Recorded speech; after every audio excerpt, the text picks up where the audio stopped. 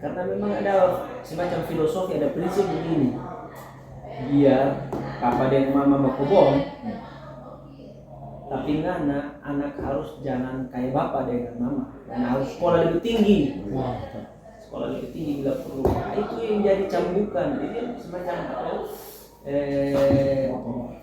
takat untuk bakobong, kasih sekolah anak, ya itu karena memang apa yang namanya parameter status sosial itu kan bisa dilihat, bisa apa namanya,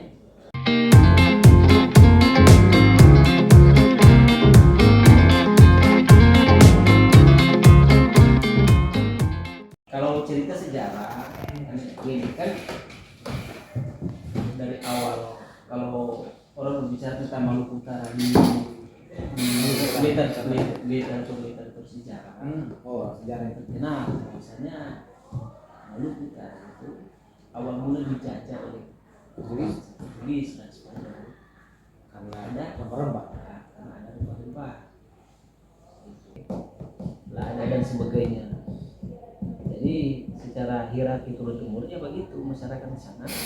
Selain ada juga faktor-faktor lain, taruhlah ada karena kehidupan di pesisir, nah Maluku Utara itu bisa bukan bisa juga, itu kategori daerah pesisir. Iya. Jadi juga bisa jadi dari sumber pencarian lain kayak nelayan. Tapi mayoritas petani. Tapi memang komoditi andalan Cingkit untuk Maluku Utara itu ada pengumpul di sana, Saudara? Pengumpul ada. Dia hasilnya diekspor atau langsung cuma untuk domestik kebutuhan di dalam? itu Ada rata-rata semua pengalaman sekarang ini dipasarkan keluar atau cuma di pasar dalam? di dalam negeri komoditi itu digunakan dalam negeri. Memang dari dulu itu hasil rempah-rempah yang milik khusus. Kayak tadi hasil rempah-rempah kan dibawa ke luar negeri. Kayak tadi dikelola di luar negeri kayak bahan kualitas dan ekspor. Jadi memang komoditi itu kan selalu terkenal di luar negeri. Jadi kalau misalkan orang bicara diekspor atau enggak, itu orang melihat lagi ada pengumpul atau data-data yang mendukung bahasanya ini diekspor, ini ke ekspor ke sini kan kayak butuh data. Kalau kan dari dulu toh kita kayak macam sekarang di orang ketika bicara tentang jagung, bicara Gorontalo, itu kualitas ekspor dia toh. Betul. Apakah begitu juga di masalah itu kembali pemerintah juga harus ikut andil, khususnya membuka akses untuk ekspor.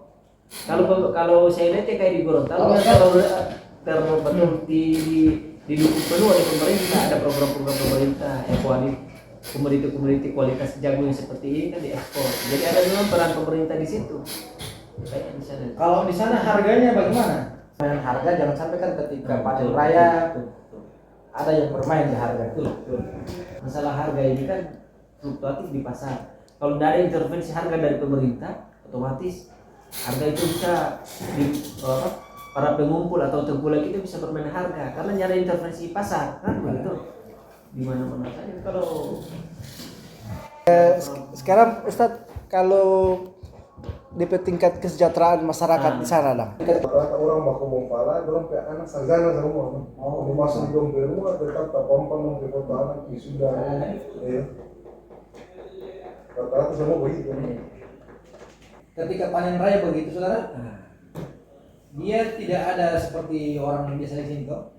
Langsung beli apa yang kendaraan apa yang paling mahal dia beli. Nanti deh. Orang prioritas Itu yang bagus. Kalau di sini kan apa yang mobil, apa yang motor yang paling gala dia beli. Supaya dapat dia. bikin rumah Sumenko, rumah Pitati dan masih di mana pada foto anak sarjana di sana. Berarti Lebih di sana itu.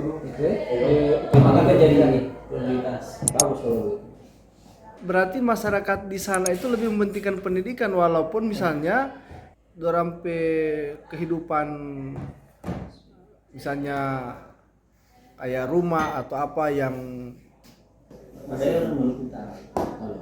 Kalau dibilang orang-orang apa ya, kesadaran terhadap pendidikan itu memang tinggi. Anda bisa datang ke rumah-rumah yang kayak tadi ada teman berbeda, misalkan rumah-rumah yang ditakte, Tapi di situ anak kan bisa Anda lihat itu kalau lupa anak ada sarjana. Karena memang ada semacam filosofi, ada prinsip begini. Biar papa dan mama mau kebon, tapi anak harus jangan kayak bapak dengan mama. Dan harus sekolah lebih tinggi.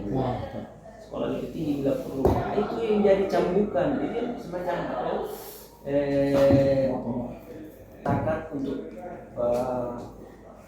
berkebun, kasih sekolah anak, ya itu karena memang apa yang namanya parameter status sosial itu kan bisa dilihat, bisa apa namanya, boleh bilang bagus kalau DP anak ada sarjana, biar DP harta banyak deh kalau anaknya ada sarjana. Betul, dia mengutamakan.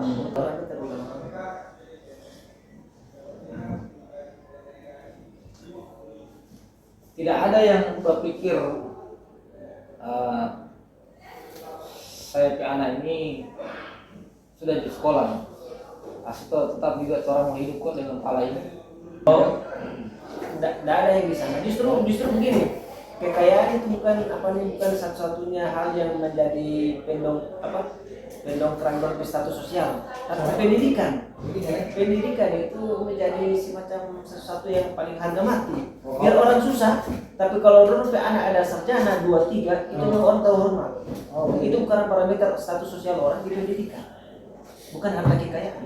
Bahkan justru satu hal yang jadi aib, dorong banyak harta tapi anak nggak ada sekolah, itu aib besar. Iya, aib besar buat di sana. Jadi budaya cinta terhadap pendidikan itu. Latar belakang orang tua petani atau pegawai, guru.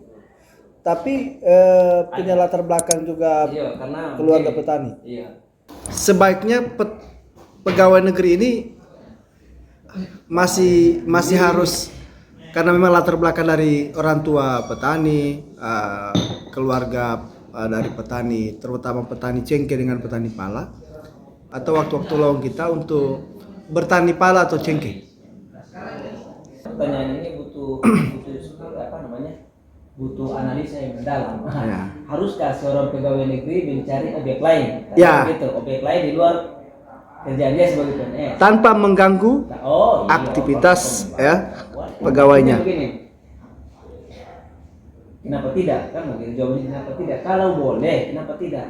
Tapi dengan catatan jangan sampai waktu kerja dia sebagai aparatur negara jangan sampai mengganggu, karena itu kan yang namanya ASN juga ada regulasi khusus, ada aturan undang-undang PP 53 2010 yang mengatur tentang itu. Jadi kita harus berjalan di situ. Kalau misalkan ada kemudian ada kesempatan, ada misalkan ada objek lain yang tidak mengganggu kinerja dia sebagai ASN, kenapa tidak? Boleh-boleh saja. Dia bisa jadi seorang petani, pedagang. Intinya kan kemenuhan kebutuhan hidup. Kan begitu. Kalau misalkan dia punya skill, ini kan kembali ke pribadi masing-masing. Kalau dia punya skill sebagai petani, ya silakan kembangkan dia. Bahkan dia sebagai petani, dia punya skill sebagai pedagang, kembangkan. Adapun misalkan kalau kata harus itu kan mesti ada beberapa indikator yang mengukur dia. Harus itu punya kemampuan. Iya, kemampuan finansial, kemudian keterampilan dia, kemudian ada lahan juga. Indikator-indikator itu kalau sudah terpenuhi, kenapa? Silakan. Selama tidak mengganggu dengan catatan, selama tidak mengganggu aktivitas tugas lah, sebagai ASN.